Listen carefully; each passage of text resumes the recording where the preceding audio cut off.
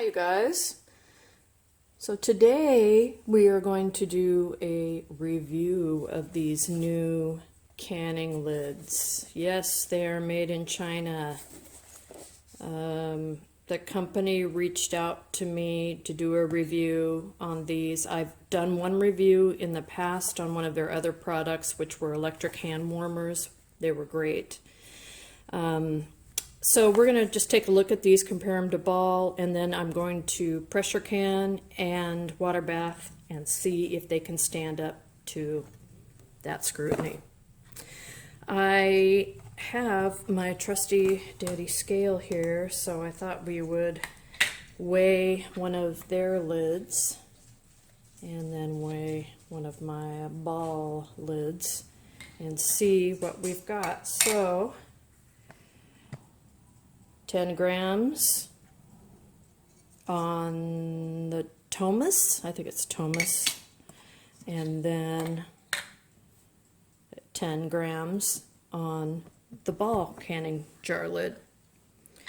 I also, if I can get this up, took a scraping. I scraped off their rubber and did the same thing to a ball lid.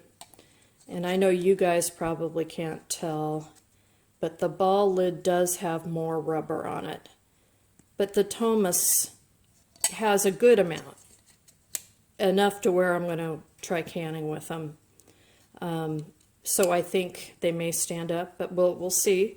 The other thing I noticed is that the ball lids, or this is a Kerr lid, but they're made by the same company as ball, is just a hair shy of being as wide, just barely not as wide, just the tiniest bit. I don't have a calipers to measure it, so I won't. But we're going to go ahead and give this a go. Again, these are made in China, but they do have a 100% money back guarantee. Contact them with any questions.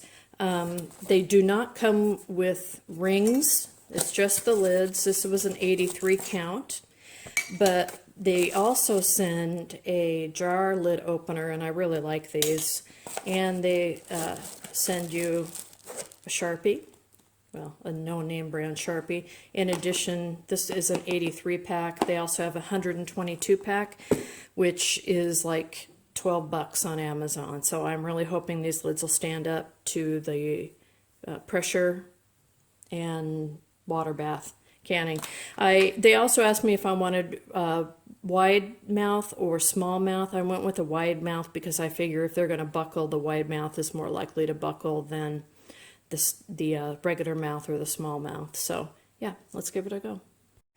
All right, so I'm getting started on the testing, and what I've decided to do is use water for canning because I don't want a chance losing anything.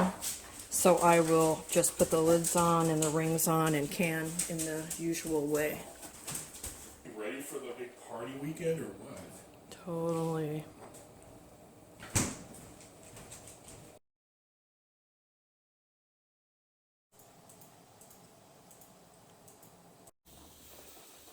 Hey guys, so the water bath is just finished, and I've let the jar sit in here for about 5 to 8 minutes after it stopped boiling.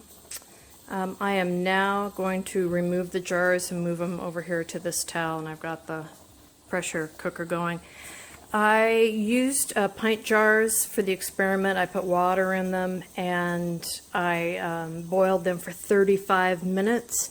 That seems to be one of the longest times to boil jars that are a pint size, like for tomatoes or something in a water bath. The pressure cooker, I'm going to go for 60 minutes at about, geez, I'm at 14 pounds pressure. I was up at 15 for a while, but it'll be somewhere around there just to give them a good test. But let's go ahead, and I'm just going to remove all these, and I'll meet you over at the towel. All right, let's take a look at these. A lot of them are still venting. You can see the little bubble action going on in there, so oxygen is still leaving the container. And that's perfectly normal. It happens. And right now, just my quick test shows me that these have all sealed. However, I leave them out on the counter to slow cool for 24 hours before I put them away, so we'll check on those again tomorrow. And meantime, we'll wait on the pressure canner to finish its processing, and we'll take a look at those. Okay, you guys, so now the pressure pot, the pressure cooker canner, the pressure canner, my Presto 23 quart pressure canner is finished. I let the pressure come down to 0, took off the weight, and now we're obviously still at 0. So I'm going to open and yeah, let's see how the jars did. Okay, so I took these all out of the pressure canner and I pressure canned them for 1 hour at 15 pounds of pressure to give them a good test. And right now everybody is sealed up.